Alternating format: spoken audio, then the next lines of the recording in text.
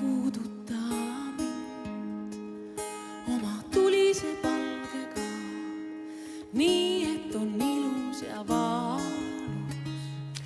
Tere armsad Puuduta mind saate vaatajad ja tere tulemast Dali Karat. Tere Anna. Ja Liisa Niklas. Tere. Tere, Feng Shui spetsialist. Ja et see ei kõlaks selliselt nagu kuivalt, siis ruttu seleta lahti, mida see tähendab Feng Shui spetsialist. No Feng Shui, ma arvan, et inimesed on seda väljendit kindlasti kuulnud ja päris paljud eestlased ka ilmselt mingite raamatute abil praktiseerinud. Aga minu jaoks on Feng Shui, ma läksin sealt sammu edasi. Et muidu ta on selline iidne, sisuliselt keskkonnapsühholoogia ja praktika, mille järgi ruume setitakse niimoodi, et oleks seal hea olla. Aga minu jaoks, kui ma seda õppisin, ma läksin õppima rahvusvahelisse Feng Shui kooli, sest et ma nägin, et seal on kõige sellisem laiapõhjalisem haridus ja ma sain sealt sellise kogemuse, et ma sain kõik erinevaid koolkondi näha. Ja see oli minu jaoks hästi oluline. Feng Shuid on üritatud läänestada juba ammu, seda on väga palju lihtsustatud, seal on väga palju ka sellist matemaatilist poolt, mis algselt see Feng Shui olemus üldse oli. Ja need on läinud väga erinevaks, on juba väga palju vastuolulisi selliseid arvamusi ja eriti selles lääne pooles on inimeste jaoks üritatud Feng Shuid nagu lihtsamaks teha. Ja minu jaoks oli oluline see, et mismoodi teadus seda kõike selgitab, et kuidas siis on niimoodi, et ühes ruumis on hea energia ja teises lihtsalt ei ole. Et sa lähed sisse ja sa tunned, midagi on nagu off, aga mis see on, võib-olla ei oska kohe öelda. Ja kuna ma olen 8 aastat kinnisvaras olnud, siis ma olen sadu kodusid näinud ja on kodud, mis näevad piltilusad välja, aga sul on seal kuidagi imelik olla. Sul on külm olla, mul on vahel mingis kohas nagu jahe olla. Jah, täpselt. Et mitte füüsiliselt jahe, aga lihtsalt, et nagu ebamugav. Täpselt. Ja paljud inimesed on tundlikumad, osad võib-olla ei tunneta niimoodi, aga meie alateadvus ikka reageerib sellele. Ja minu jaoks oli nii huvitav, et mismoodi see teadus selle ära seletab ja täna on õnneks väga palju neid teadusharusid juba ka. On neuroesteetika, mis uurib seda, kuidas ilus ruum sind mõjutab, on juba tulnud välja uuringud, see on võrdlemisi uus ala, see on umbes 20 aastat on uuritud seda, aga sealt tuleb juba välja see, et inimesed saavad elada pikemaealiseks, kui nende ümbrus on ilus, kui nad tarbivad kunsti, kui nad tarbivad kultuuri. Et see mõjutab meid niivõrd palju, mis keskkonnas me oleme. Ja tihti me oleme seal oma 4 seina vahel, ükskõik kas see on kodu või kontor, me veedame seal enamiku oma päevadest ja me ei mõtle selle peale, et mis mõju sellel meil on. Nii.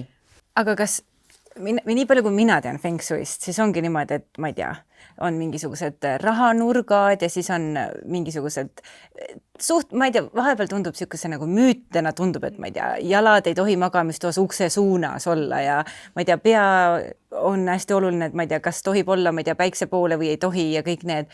Kas see tõesti siis on niimoodi, et ütleme, et meil on üks ruum, kus on, Anu läheb sisse, tal on külm olla. No ja siis tõstad seal lille teise kohta, paned, ma ei tea, tooli paned 3. kohta ja siis see tuba muutub kohe energeetiliselt siis niimoodi, et on mõnus ja soe. No üks asi on energeetiliselt, teine asi on see, et mille kaudu me inimestena tajume, meil on oma sensoorsed võimed, on visuaalsed võimed, mis on inimestel enamasti väga tugevad, me kõik oleme visuaalsed, on ju, kui see ruum juba visuaalselt on sinu jaoks nagu pleasing, siis sa tunned ennast paremini, teine asi on materjalid. Et see, kas, kui on väga siuke metallne ruum, vahepeal oli see industriaalne stiil hästi nagu pop, on ju, no seal ei teki siukest väga nagu rahulikku ja taastavat tunnet, on ju. Siis täpselt samamoodi helid. Kui sul on mingid wifi ruuterid, mis tekitavad selliseid mikrohelisid, sa võib-olla nagu teadlikult ei pane seda tähele, aga see tegelikult mõjutab sind. Et neid selliseid väikseid kriteeriumeid on nii palju, mida sa oma alateadvusega tunnetad, sest et su alateadvus üritab sind turvalises kohas hoida. Ja sa võib-olla ei taju seda, et siin ruumis on kuidagi nagu ebakindel olla, aga su keha annab sulle märku. Vahel võib-olla tõmbad natuke rohkem endasse või inimesed tihti teevad seda, on ju.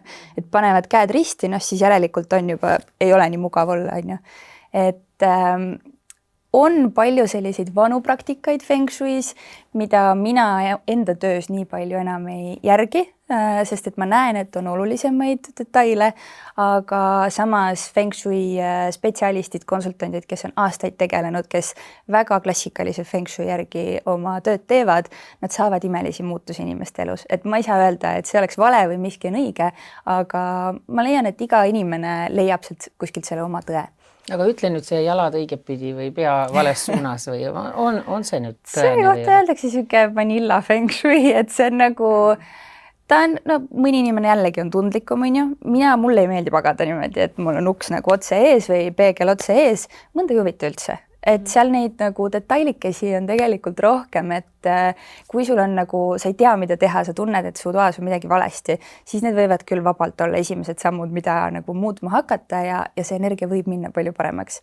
Aga seal on neid nüansse on veel päris palju, mis kokkuvõttes nagu aitavad. Kusjuures ma pean ütlema, et ma tegelikult täiega, ma hakkasin just praegu mõtlema, kui sa rääkisid, et mul on ema on selline, kellele meeldib hullult tuba pidevalt ringi tõsta ja ma olen nagu peaaegu iga kord, kui ma sinna vanemate juurde külla lähen, siis meil on niisugune suur elutuba koos siis avatud köögi ja söögiosaga, söögitoa osaga siis. Ja peaaegu iga kord, kui ma sinna külla lähen, on jälle uus disain seal on ju, küll on diivan ühtepidi, teistpidi, söögilaud ühte, teistpidi, kõik see. Ja tõepoolest on niimoodi, et mingi mööbli paigutusega on ruumis palju ägedam ja toredam olla ja siis mingi ruumi paigutus tundub tõesti, et no kuidagi nagu ei kutsu. See natuke sõltub eesmärgist ka, vaata, et kas sa, elutuba ja köök on ju, et sa saad neid sättida niimoodi, et kas see kutsub sind suhtlema, kas sul on mugav, kas sa istud üksteise vastas kuidagi niimoodi või sul on diivan, vaatab telekat ja kedagi sul sinna vastu tulla ei saa, sa oled nagu ühes joones seal on ju. Söögilaud täpselt samamoodi, et kas see kutsub nagu, kui su eesmärk on selline ühine kvaliteetne pereaeg, siis sa peaksid sellega arvestama oma kodu planeerimisel. Aga ma olin ka, kui ma juba laps olin, siis ma olin selline väga tundlik ja ma ka tõstsin oma tuba kogu aeg ümber ja lõpuks mul oli kõige parem selline, kuidas ma tundsin ennast kõige paremini, oli niimoodi, et mul oli laud keset tuba, see ei sobinud sinna üldse, see oli liiga lahmakas seal ja mu voodi oli akna all, aga mul oli nii hea olla niimoodi ja ma ise tundsin ennast hästi. Ma ei tea, Feng Shui ütleb, et ei tohiks akna all olla, aga näed, ma katsetasin ühte teistpidi ja mulle see meeldis. Et lõpuks iga inimene on ju individuaalne, on ju. Kõigil on omad sisetunne, siis ütleb sulle, et nüüd mul on kõige parem olla, lasta siis olla. Täpselt. Ja tuleb mingi disainispetsialist, tohutu peen sisekujundajad, oh my god, see kergitab kulmu. Aga sisekujundajatega on ka huvitav, et ma töötasin siin 8 aastat tagasi ühes ettevõttes, see asus Tallinnas ja ärikvartali keskel seal Rävalas ja see oli mega uhke sisekujundaja tehtud kontor. See oli disainilt väga ilus, ostud sisse, kõik vaatasid, vau, vaatad neid Eesti pilvelõhkujaid on ju, ilus suur terrass, aga seal kogu aeg oli millegi pärast kadrivoolavus. Inimesed tulid, inimesed läksid, inimesed läksid, lõpuks läks ka see ettevõte. Ja miks see nii oli, tagantjärgi ma olen seda analüüsinud, et see oli üliavatud kontor, energia vuhises sisse tagauksest välja, kogu aeg see selline tiirlemine oli seal, inimesed olid seljaga ukse poole, sellised naturaalsed asjad, mis inimestel on, see selline kaitserefleks, et sul peab ikkagi selline oma mõnus ruum olema. Ja tagantjärgi analüüsides sisekujundaja visuaalselt teinud väga head tööd, väga stiilne nägi välja, aga see ei toetanud nagu töökeskkonda. Kuule, kas see avatud kontorid on bad idea või? No ütleme nii, et seal ikkagi on väga raske sättida niimoodi, et mitte keegi ei istuks seljaga kellegi poole. Sul, ütleme, sa oled seal kuskil keskmises lauas, kolleeg hakkab rääkima oma nõmedast kliendist, sa kuuled seda juttu, sa võib-olla lähed sellega kaasa, pöörad ennast ümber, see katkestab su töövoo esiteks ära, sa ei ole nii produktiivne, sa ei tööta nii efektiivselt, et pigem küll, nad on väga nagu toredad ja praegu väga populaarsed ja neid on ju lihtsam teha ja sa saad suurde ruumi rohkem inimesi mahutada, aga kui sa ikkagi tahad, et su nagu tiimiliikmetel oleks päriselt praktiline ja head tööd teha, siis pigem mitte. Minu meelest see koroona muutis hästi palju, vaata, et me läksime kodukontoritesse ja kui sul tekib see variant või võrdlus, siis mina põhimõtteliselt ei suutnudki enam kodukontorist välja tulla. Jah, ma käin siin saateid tegemas, vahel istun seal laua taga, aga päris tööd ma ei suuda avatud kontoris teha, sest mul on osad inimesed seljaga poole, teised on eemalt näoga, siis ma vaatan sinna üle, ma näen, mis teisel arvutis jookseb, kuigi seinad on ehitatud, aga nad on ka, vaata, nad peavad vist silma kõrgusel olema, et see ei oleks päris ära blokitud, on ju. Sul on jumala õigus ja ma ei saangi ja ma näengi, et ma olengi produktiivsem kodus nagu oma laua taga. Ja siis neid segajaid on nii palju, need väiksed mikrosegajad.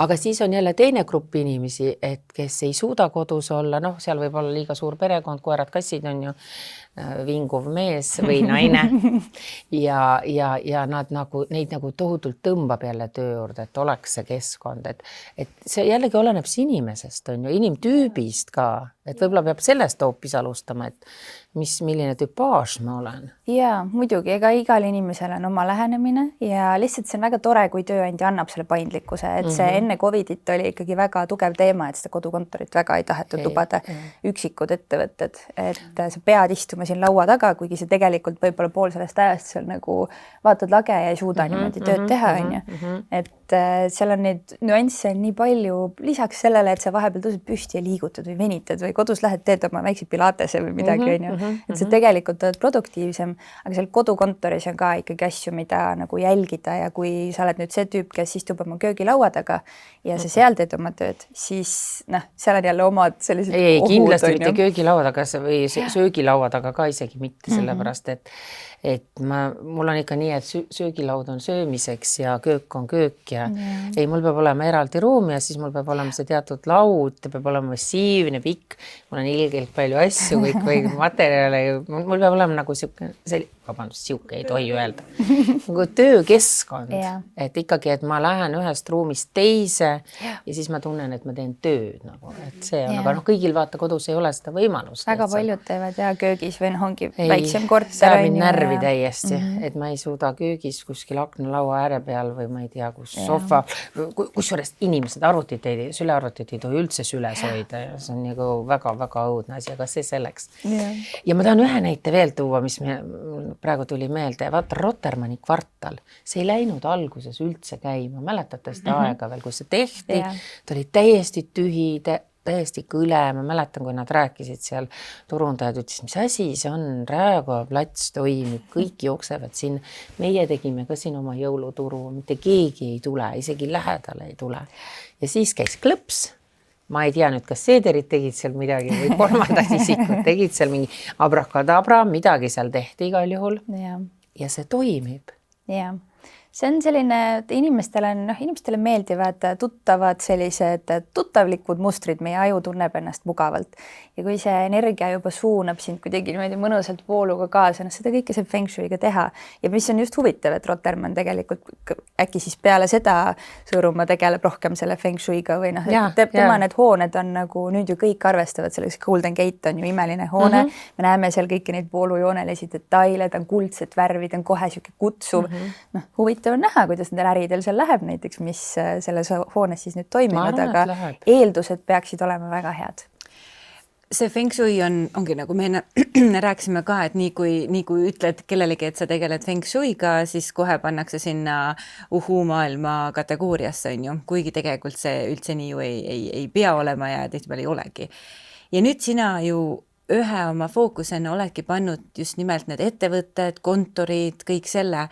Kui palju siis seal kontorites täna sulle neid uksi lahti tehakse ja kui huvitatud ja avatud üldse Eesti ettevõtted on kontorites siukse Feng Shui, ükskõik kui ilus sa oled, aga ikkagi Feng Shui spetsialisti laskma ja siin ütlema, et võt, panna natuke mööblit sinnapoole, tännapoole, siia pange teine lõhn, muusika vahetage ära või mis iganes sa neid detaile seal veel ütled, on ju.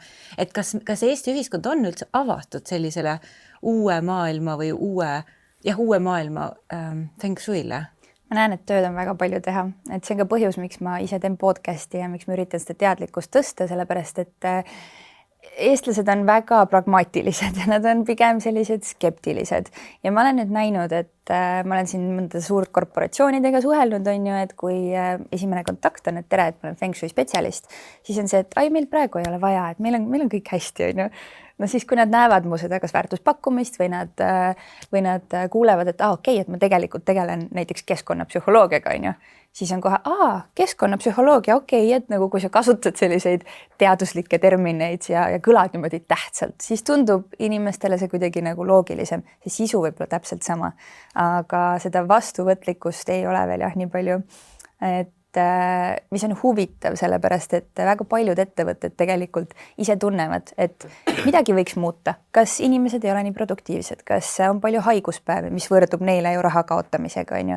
Kas nad näevad, et kaader voolab, neid variante on nii palju, aga nad ei mõtle selle peale, et äkki meil siin töökeskkonnas on midagi.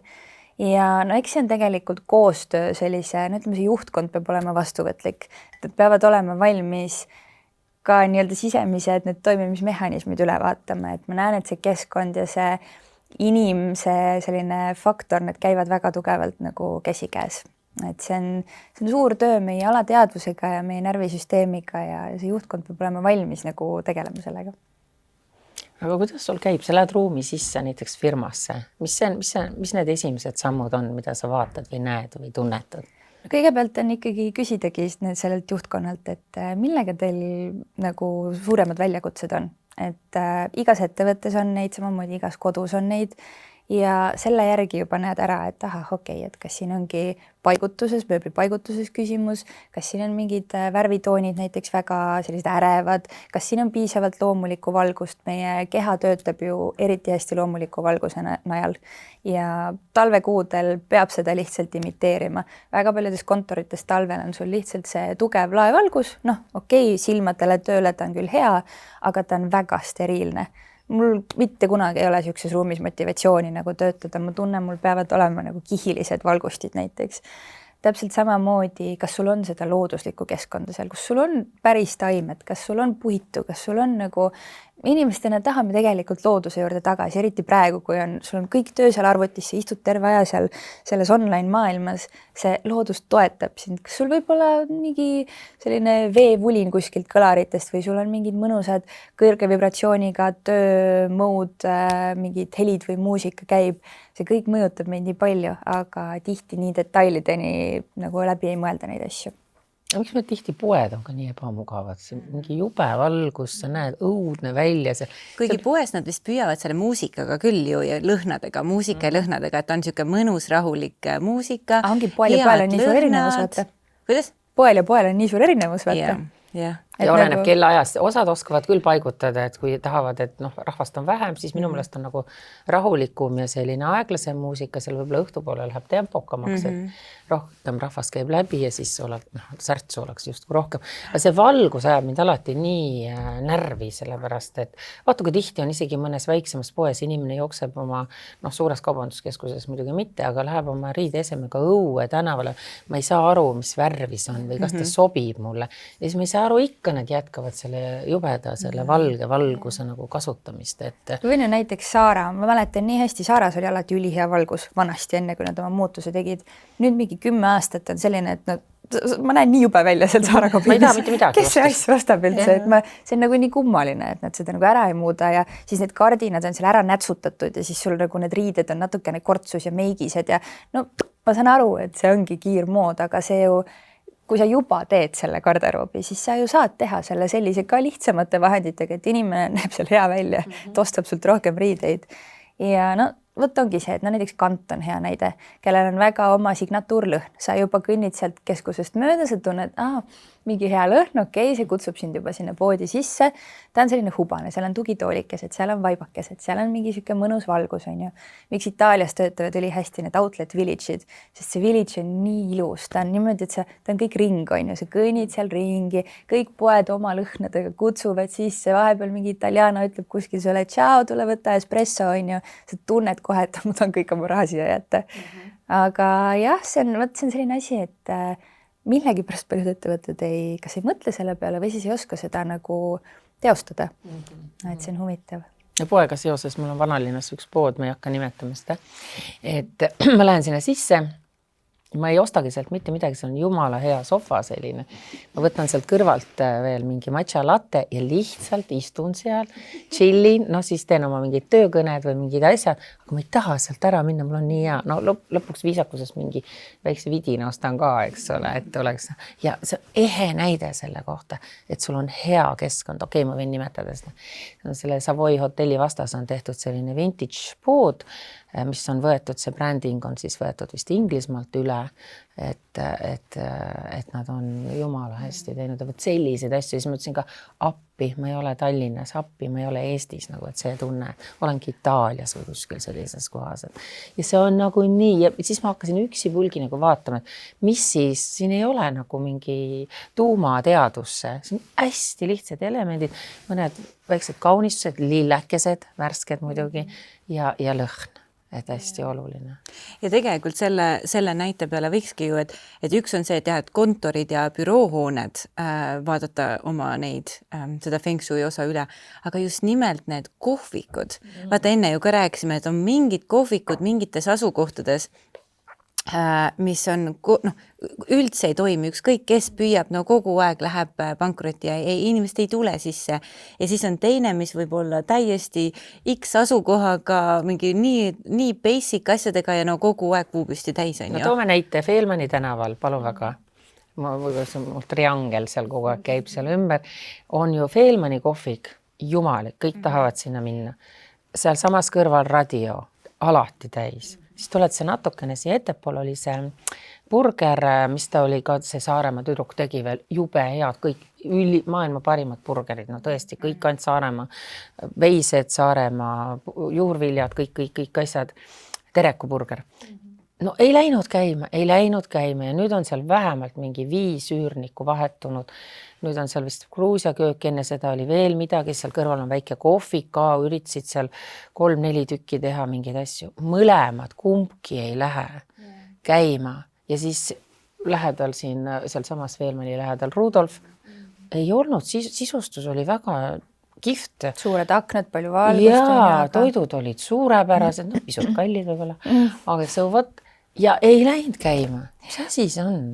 No vot, see on lihtsalt igal kohal on mingi oma energia. See on nüüd ikkagi see selline, ma ei tea, spirituaalne või esoteeriline pool, aga nii lihtsalt on. Täpselt samamoodi nagu igal inimesel on ka igal kohal. Ja ega inimesena saad ka ju tegelikult muutuseid teha. Kui sa tunned, et ma ei taha enam olla, ütleme, sa oled siuke, tavaline Eesti tüdruk on ju, sa võib-olla käid oma dressidega ringi ja tunned, et ma tahan nüüd äge nagu businesswoman olla.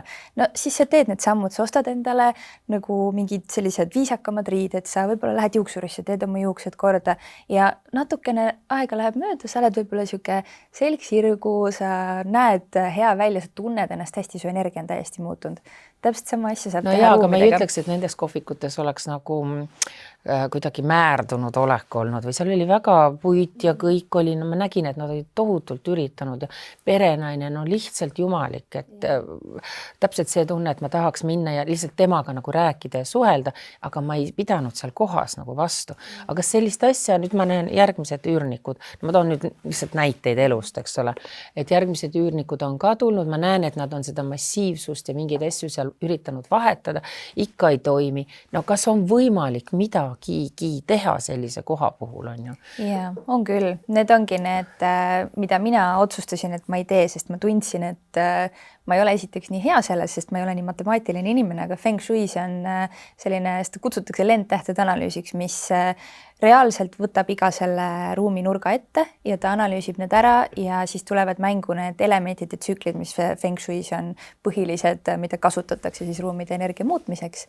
Ja seal võibki näiteks olla, et kui sul on neid tähti, ühes nurgas on näiteks, ma ei tea, tülide, kohtulahendite, mingite ärrituste täht on ju, need on numbrid siis tegelikult, siis sul on vaja see ära tasakaalustada ja sa tead, et seda ühte numbrit tasakaalustab näiteks metall. Ja siis sa paned sinna nurka need metallketted või hantlid ja inimestel päriselt kodudes ja ruumides energia muutub. Tõsiselt, ma arvan, ma eeldan, et seedrid äkki teevad seda, sest et nemad on, ma tean, et nad seda klassikalist Feng Shuid nagu praktiseerivad, et see on selline nagu väga-väga nagu, kas ta on teadus, matemaatika, ma lihtsalt ütleks. Ja see võib teha täiesti imesid. et miks ma sellest nagu eemale liikusin, oli lihtsalt see, et ma andsin endale aru, et see on minu jaoks liiga keeruline, et kui ma tahaks seda teha, siis ma peaks tegema seda korralikult, et sellega ei saa nagu puusse panna, et see peab olema korrektne. Aga et isegi kui majal on mingisugune energia kuskil natuke viltu või nii-öelda mitte nii magneetiline ja tõmbav, et siis selles, ma ei tea, esimese korruse kohviku ruumides me saame selle ruumi ikkagi tegelikult niimoodi ära muuta, et olgugi, mis see maja on, siis minu ruumid võivad olla ikkagi toredad. Seda saab teha küll ja teiseks seal ongi kõik need detailid, et ma elasin siin 1,5 aastat tagasi seal samas kohas, me kõndisime kogu aeg sellest kohvikust mööda ja vaatasime, mingi uus kohvik on tehtud, et peaks vist sisse minema. Ja ikka me jõudsime sinna Reidiosse välja ja ikka me läksime, istusime kuskile mujale, kuigi sa jalutad, juba peaaegu oled sees ja ikka ei lähe. Et seal on see ka, et selle koha peal on näiteks sellised suured puud ja põõsad on seal ees. See on niisugune väike pime nurgake, need on keldri nagu need pinnad ka, on ju. Aga samas seal lähedal on salt ka keldris puu püsti täis. Just, aga vaat salt on niisuguse hea nurga peal, energia pääseb sinna täpselt otse ligi, on ju. Seal all nad on suutnud väga mõnusa meeleolu luua, neil on alati hea muusika, sulle tuleks kohe naeratava näoga vastu. Ja olgugi, et seal eestlastele ei meeldi väga külje kõrval istuda. Pluss, et sa vahel tuled seal rasvahaisuga välja. Jah, riided jäävad küll tõesti. Aga näed, see ei tähenda mitte midagi. Kõik on positiivne, sest sa oled seal nagu kodus. Jah. Täiesti müstiline. Aga ütleme nüüd, et kui on selline maja, võtame nüüd selle vaese Tereku burgeri, kus selle all oli, toome näidiseks, sest see on iseenesest hästi nunnu maja.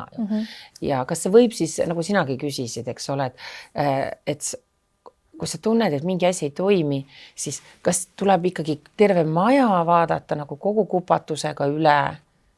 Või mina oma korteris, näiteks kui ma seal elaksin teisel korrusel, on ju, ja vaatan, et issand jumal, see on all, näed midagi, mingid asjad on valesti, on ju. Kas see minu korterit võib ka näiteks mõjutada või?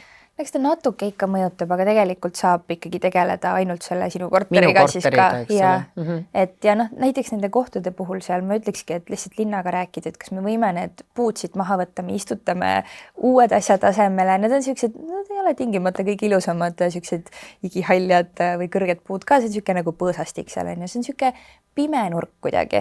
Ja ma elasin seal samas tänaval enne seda aastaid ka.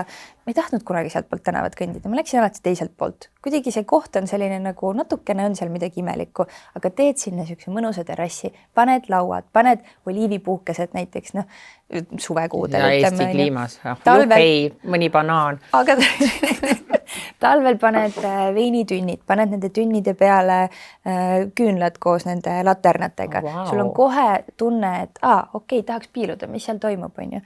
Aga kui see kõik on seal puude taga peidus, võib-olla sul seal akna peal ongi tulukesed, aga inimene, tal on vaja enne seda emotsiooni. Pane kõlarõue, pane kohe muusika mängima, mingi mõnus süke, ma ei tea, Hispaania muusika või midagi sellist, et tegelikult iga koht saab midagi enda jaoks ära teha ka kõige väiksemate detailidega. Ja enamasti ikkagi linn üritab ju toetada ka ärisid ja äkki nad on nõus sellega, et näiteks Reidio ette tehti ju see putukate põld minu teada, on ju. Jumala äge, inimesed tulid, istusid, seal on veel mingid kastid maitseainetega, kõik on ju. Et miks mitte, ma arvan, et kui need äriomanikud läheksid ja ütleksid, et kuulge, meil on vaja need põõsastikud siit eest ära võtta ja seal on sellised suured need kivitünnid veel, et autod ei sõidaks, need on vaja eemaldada ja teeme siia selline mõnusa ala, et siis ma arvan, et see 50% juba muudaks nagu. Tead see, ma arvan, et seal, ma hakkan kuulu jutte rääkima loomulikult, et seal majas oli natukene, seal on kummali, vähemalt siis, kui see Tereku burger oli, siis ma tundsin seda omanikku. Seal majas ei ole eriti hea selline ühismõistmine või koostöö. Kõik veavad nagu oma eri suundades, eks ole. Nagu luikvähk ja et haug, ja siis vaata, mis siis teha, kui sul majas, võib-olla, on ju väike maja, jälle võtame selle näiteks, aga maja sees olevad inimesed on nagu, mõni on tige, mõni on nagu lillelaps, teine on jälle tahaks kõike selline entusiast on. Aga mida siis teha, kas sellega kuidagi, ma ei tea, kas mingi abraka-tabraga saaks kuidagi muuta. Isse kellelegi mingi väike kristallik või soolake kuhugi. See läheb kellegi teise sinna ampluaasse juba rohkem. Okei, et sina ei saa sellega. Aga ei, mida ma saan öelda on see, et sa saad alati endast ju väikse tükikese anda, et ma saan aru, et inimesi võib-olla häirib, kui all on näripind, võib-olla tulevad mingid lõhnad, võib-olla mingid helid, on ju, võib-olla ei meeldi see sisse-välja inimeste siblimine, on ju, siis no teed siukseid väikseid, kutsud nad ühele õhtusöögile, jõuluõhtusöök näiteks või et saada nende maja saadad aeg-ajalt veinipudelit neile. Näiteks on ju, mingid siuksed pisikesed detailid, et lihtsalt endast teha nii palju kui vähegi võimalik, et keegi ikka natukene hakkab rohkem naeratama selle peale võib-olla ja ajaga läheb lihtsamaks selle maja ja ühistuga suhelda, et need on keerulised olukorrad, aga üleüldse mis iganes äripind peaks või kontor või kodu, peaks suhtuma inimestesse personaalselt, et sa ei mõtle massi peale, kui sa lood äri, sa loodad, et sul tulevad massid, aga mõtle igaühe selle inimese peale. Et mul tuleb Mari Jõgevalt ja ta tahab ennast hästi tunda ja mida ma teen siis niimoodi, et see Mari Jõgevalt tunneks ennast väga hästi. Sina lähed, istud seal poes, sest et sul on seal nii hea olla, on ju. Ma arvan, neil on väga hea meel, et sa lähed, istud seal poes, sest et nad näevad, et näed, mul on sinuga mingi suhe. Sa räägid siin oma podcastis räägid sellest poest, on ju, ja inimesed lähevad vaatama ja nad võtavad järgmise külalise niimoodi vastu, et tere, mul on nii hea meel, et sa siia tulid. Et samamoodi võib ka nende majaelanikega, et mul on nii hea meel, et te kannatate meid siin ja tulge võtke üks väike vein. Aga mul on üks siuke küsimus, et on ju mõned aastad tagasi, kui ma veel suhtes olin kellegagi, siis me ostsime nii-öelda, muidu oli kõik okei ja siis me ostsime maja. Ja siis me läksime sinna majja ja siis tuli väga ruttu lahkuminek. Ja siis ma tean, et siis me panime selle maja üüri, siis tulid sinna on ju üürnikud, kahjuks paar, kes oli jumala kaua koos olnud ja värki. Ja oligi, nad läksid sinna majja ja nad olid seal ainult mingi 4-5 kuud ja nad läksid lahku. Ja siis, nüüd ma ei tea, mis nendest saanud on, kas selle maja ära ostsid. Aga, et kas see on ju täitsa nagu tõsi värk, et ma hakkasin mõtlema, et vabandust, et läksid sina ka lahku. Äkki see, ma olen muidugi äärmiselt tänulik, mis iganes seal majas oli, thank God, et see suhel ära lõppes. Aga kas see võib olla nii-öelda päriselt põhjus, mis ajab inimesi lahku, et kodus on halb feng shui? Ja keskkonnad pushivad siukseid elusündmusi. Ma polnud selle peale kunagi varem mõelnud, et äkki kodu ei sobinud. Ja paljudes kodudes klassikaline probleem, näiteks me müüsime oma kodu maha ja ostsime uue ja siis ma tagantjärgi analüüsisin seda vana kodu ja tuli välja, et seal oli selline energia, et raha tuleb sisse küll, aga kohe läheb välja ka. Seal oli väga palju siukseid feng shui, siukseid nipsdetailikesi, nagu näiteks vetsupott peegli vastas, mis feng shuis on no, on ju, et ei tohiks niimoodi olla. Vetsupoti toi peegli vastas olla. Jah, nii et sa vaatad nagu peegli poole. Mul on terve WC ainult peegel. On, jah? Eest tagant, ülevalt alt. Kus sa siis oled? Minu arust on juba nii ilmaliselt. Istud seal WC-potil. Ega ma ei vahi ennast samal ajal. Ega sa seal silmad kinni ka. Ei, no ei ole silmad kinni, aga see on tehtud sellepärast, et mul on 2 WC-d isegi ja mõlemad on ka hästi peegeldatud niimoodi. Aga see tuli mul sellest, et see ruum oli hästi väike ja ta teha hästi suureks. Ja kui sa tegelikult astud sisse sinna, siis tekib jube kihvt effekt, nagu sa läheksid lõpmatusse. Peegel suurendab küll ruumi. Ja, et see on nagu hästi äge selline... Mul ei ole, see on üks lemmikkohti, kus juures Vello, sest sinna on pandud väiksed riiulid ja väiksed niisugused asjad ja bla ja vanasti olid raamatud seal ja kõik asjad, et ära hakka mulle ütlema nüüd. No see on üks siuke detail, vaata see ongi see, et neid väikseid detailikesi, kui nad kokku kõik tulevad, on ju, et seal kodus oligi niimoodi, et tõesti kogu aeg tuli mingi hea tehing oli kinnisvaras näiteks. Näed, auto oleks katki, pead minema tegelema, 1000 siia, on ju, siis mingi lapsel mingi riideid, järsku läksid jalanõud ja kõik asjad katki, pead sinna raha panema. Midagi veel juhtus, pead sinna raha panema, kogu aeg see raha nagu voolas. Sa tahad öelda, et peegel viib raha välja või? No ega see nüüd ainult see peegel ei ole, aga vaata feng shuis on neid detaile nagu hästi palju ja kuna seda nagu tualetti loetakse selliseks energia väljavoolu sümboliks, siis see peegel nagu kas siis see WC-poti kaant peaks kogu aeg kinni hoidma? Ja vetsuuksed kinni ja et need on, mulle meeldivad tegelikult, ma ise jälgin neid vanilla feng shui detaile ka, et ma ise tunnen, et mul on nagu parem olla, aga võt see on jälle nagu iga inimese... See on nii personaalne. Hästi personaalne ja see on see ka, et kui sulle tõesti meeldib see vets, no las ta siis olla seal niimoodi, sa saad nagu muude detailidega enda kodu teha selliseks, et sul oleks seal hea olla.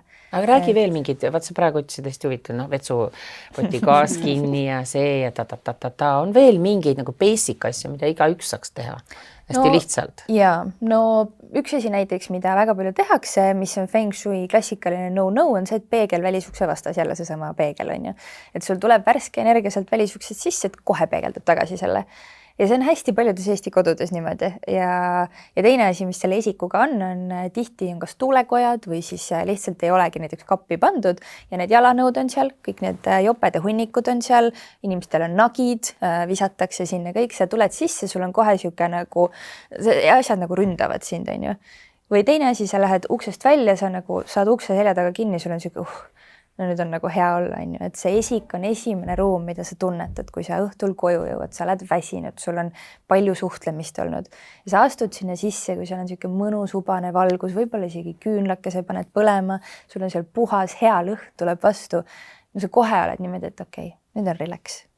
Aga kui sul on seal nii palju esemeid, no üldse see esemete sihuke maksimalism, mis siin on tekkinud Eestis võib-olla tulenevalt nukaajast on ju ka, et kõike ja hästi palju, see väsitab tegelikult alateadvust hästi palju ja su närvisüsteem ei lähegi sinna, kus ta lõpuks saaks puhata. Ja lisaks siis see, et sa lähed koju, istud telefonis, istud teleka taha, sul ei ole seda nagu mahalaadimisaega üldse. Et terve päev oled oma seadmetes ja siis peaks kodu aitama. Aga ma mõtlengi, et sina oled teinud üks asi, mis sa ka teed, ongi see nii-öelda kodude analüüs on ju, et kuidas need kodud on. Ja ma mõtlengi seda, et mis seal siis nagu need ka ongi mingid, veel nagu mingid siuksed, et ma ei tea, peaks panema rohkem, ma ei tea, värskeid taimi või värskeid lilli või siis ongi ka siis lõikelilli või rohelisi taimi või peaks olema, ma ei tea, maalid seina peal mingid looduspiltidega või kas seal peaks olema veel, mina olen kuulnud ka, mis see on nagu ruumi või maja või kodu kõige vasakpoolsem nurk on rahanurk on ju. Mis ma siis sinna panema pean? No see sõltubki eesmärkidest, kuidas mina tavaliselt ma ikka juurde saada kogu aeg. Koduanalüüs. Mis need muud eesmärgid seal rahaga? Ei, no selles mõttes, et sa saad detailsemaks minna, on ju. Ütleme, et mida täpsem sa oma unistustes ja soovides oled, seda paremini sa selle asja saad, mida sa soovid. Kui ma koduanalüüsi alustan, siis ma alati küsin inimestelt, et mis eesmärgid on. No, inimesed tavaliselt ütlevad, kõik tahaks, et oleks hästi suhe, oleks hea, raha oleks palju, tervis oleks korras. Kõik on hästi, on ju. Aga kui sa lähed nendega sügavamaks, siis saad aru, et igalühel tegelikult on oma väiksed eesmärgid. Ütleme näiteks, et ma toon enda näite, minu soov on enda brändi kasvatada, mu soov on jõuda suurema, laiema publikuni, mu soov on näiteks podcastides käia, oma podcasti teha, kui ma alustasin, on ju, siis ma alustasin sellest, et see podcasti mõte oleks mul kogu aeg silme ees. Ma panin endale mikrofoni kohe sinna kontorisse kapi peale, ma näen seda iga päev, ma tean, et okei, ma pean hakkama oma podcasti tegema, ma pean ennast arendama, ma pean hakkama harjutama, ma pean hakkama rääkima, see on mul kogu aeg visuaalina seal olemas. Täpselt samamoodi ka teise detailiga, et kellele meeldib näiteks afirmatsioone kirjutada või lihtsalt võta väike ümbrik, kirjuta, et mul on raha ja raha ei lähe ära ja raha tuleb juurde ja mu võlad on makstud ja kõik on hästi ja poeta see sinna kuskile raamatute vahele või esemete alla. See lihtsalt, see annab sulle endale selle kiki, et okei, nüüd ma tegutsen. Ja lisaks su kodu siis aitab, et kui rääkida kunstist samamoodi, et kas see eesmärk on siis see, et sa soovid näiteks positiivsemat elu, ütleme, et sul on sihuke tore, stabiilne elu, aga sa tahad mingit kikki, on ju, siis tehakse spetsiaalset Feng Shui kunsti näiteks juba. Mul on ka siin plaanis mingid koostööd tulevikus erinevate kunstikega, et sa panedki mingid siuksed päikesekujud näiteks või sellised tähed või midagi, mis sümboliseerib seda sellist erksust ja annab sulle nagu ruumi juurde või seda energiat juurde, on ju.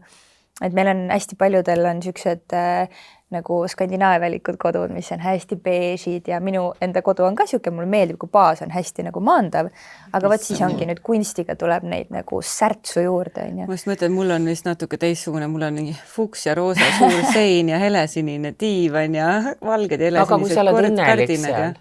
Hullult meeldib. No, siis muidugi intensiivne, see fuks ja roosa on muidugi hiiglaslik sein ka, ta ikka intensiivne on ka. Aga kuna mul on nii-öelda rohelist, nii-öelda suured aknad ja kohe on rohelist seal nii-öelda hoovis on ju hekid ja muru ja kõik see, et siis ta justkui toob seda maandust, ma tunnen, tuleb sealt ja kamiin ja nagu sihuke puitu on ka. Põhiline ongi lõpuks tasakaal ja see on see, et sa toetaks oma seda igapäevast rütmi, et sa hommikul ärkad üles, tõmbad kardinad eest ära, sa lähed ja lased akna lahti, lased värske õhu sisse, lased valguse sisse. Meil on niigi vähe siin talvekuudel seda valgust on ju, et pane see ennast toetama, see vähenegi, mis on. Kui sa tõused hommikul hästi vara, siis investeeri nendesse punase valguse lampidesse, et sa tõused, sa saad kohe seda punast valgust, mis aitab sul hakata seda serotoniini tootma, on ju, et sa saaksid päevale vastu minna.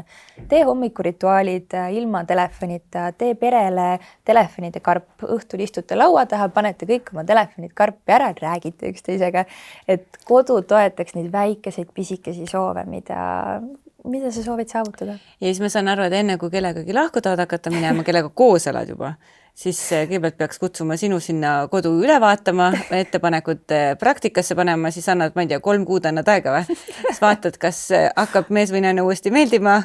Kui hakkab meeldima, siis oli asi feng shuis, kui ei hakka meeldima, siis on luba lahku minna, on ju. No põhimõtteliselt niimoodi on, et mul on siin juba olnud kliente, kellel on no nii nugade peal ja siis me teeme need muudatused ära. Tihti on niimoodi ka, et naine ütleb mulle, sa pead tegema salaja need asjad, et mu mees ei usu, ta ei taha teada, ta ei taha kuulda, on ju. Noh, ja siis sa üritad seal, kõige parem on siis, kui inimesed ise kõik teevad koostööd, on ju. Aga no on läinud suhted paremaks ja maailmast on ju ülipalju näiteid inimesed, kes, ma ei tea, Richard Branson, tal on kõik, tal on raha, tal on tervis, tal on suhe, tal on lapsed, tal on lapselapsed ja tema, mida ta praktiseerib feng shuid, kõik ta kogu saar ja kõik kodud ja kõik on ju nagu feng shuist läbi immutatud. Et see ei ole loomulikult ainus külg, aga see on suur osa, sest et me veedame oma keskkonnas nii palju aega lihtsalt, et see peab toetama meid. Vau, mul tuleb praegu sellega seoses, meil hakkab saade kohe ära lõppema, aga mul tuleb sellega seoses meelde, nüüd me põrgatasime suhe hea, suhe halb, et ma elasin kunagi Rootsis ja siis mul oli abikaasa, keda ma ei võinud silma otsaski seedida, on ju. See oli korraldatud abielu nii-öelda, et ma saaks Rootsi jääda ja me olime nagu kass ja koer ja siis ma mäletan, et me elasime mingis korteris ja siis leidsime mingi maja, kus elada Rootsi või seal Stockholmi äärelinnas ja ma mäletan, kui me seda vaatama läksime, siis selle maja peremees ütles mulle, et kui te siia majja kolite, et siis teie suhe hakkab nagu õitsele. No ma veel naersin, selle mehega ei hakka siin midagi õitsele, et see nagu ei toimi ja see ei kujuta ette, me kolisime sinna majja ja see oli mu kõige õnnelikum aeg üldse, isegi inimesega, keda ma ei võinud silma otsaski kannatada. Ma ainult ootasin seda aega, vaata, millal saaks ära lahutada ja ruttu minema. Aga see oli kõige õnnelikum aeg. Ja siis me kahjuks pidime sealt välja kolima, sest et nad tahtsid siis sinna ise elama tulla tagasi ja siis me kolisime ühte teise majja ja siis oli kõik läbi. Et jumala hea näide, et see maja ja see keskkond oli natukene vana, natukene noorune küll, aga ta oli kuidagi nagu nii toetav, et ma mäletan, et mul olid hästi rasked ajad, aga ma pole nii õnnelik mitte kunagi olnud kui seal majas. Hästi hämmastav tunne oli. See on üks väga suur asi, mis võib tõesti suhteid päästa või mitte päästa, et kas või kärgpered. Tihti üks uus inimene läheb elama kellegi vanasse koju näiteks ja see ikkagi paratamatult tekitab väga palju selliseid raskeid olukordi. Kas või meil endal oli niimoodi, et nüüd, kui meil on see uus kodu, meil on täiesti uus energia, täiesti värske, kõik on nagu, me saime ka enne ilusti hakkama, aga nüüd on nii vaba on olla. Et see keskkond mõjutas nii palju, et me kõik saame oma vahel nii palju rohkem läbi. Ka kärgpere teiste osadega. Ma saan oma eksabikaasaga üli hästi läbi ja me kutsume neid kõiki külla ja see kodu ja see uus keskkond lihtsalt toetab seda nii palju. Et ega samamoodi sellel eksabikaasal oma vanasse koju pole ju tore tulla ja vaatad, et uus naine seal tegutseb ja see natuke tekitab ikka inimeste vahel nagu mingid selliseid olukordi. Et see väga palju mõjutab. Et tasub tõsiselt mõelda ja kutsuda spetsialist kohale. Jah. Nii lihtne see ongi. Just. Lahendus igal asjal olemas. Täpselt. Aga aitäh sulle, Liisa, see oli väga põnev, siin saaks rohkemgi veel rääkida, aga aeg on läbi. Aga nüüd sa teed oma podcasti, eks ole? Ja, mul on Solera podcast ja Instagramis on Solera Feng Shui, kus saab rohkem minu kohta ja minu tegemiste kohta infot ja ja soovitan inimestel kirjutada. Just, palun väga. Aitäh! Aitäh!